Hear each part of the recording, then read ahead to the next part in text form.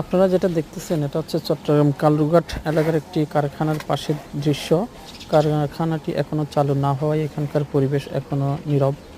তো কালকে থেকে কারখানাটি চালু হবে, তখন এই পরিবেশটা থমথমে থাকবে। এখানে এই কারখানায় বিপুল পরিমাণ শ্রমিক কাজ করে।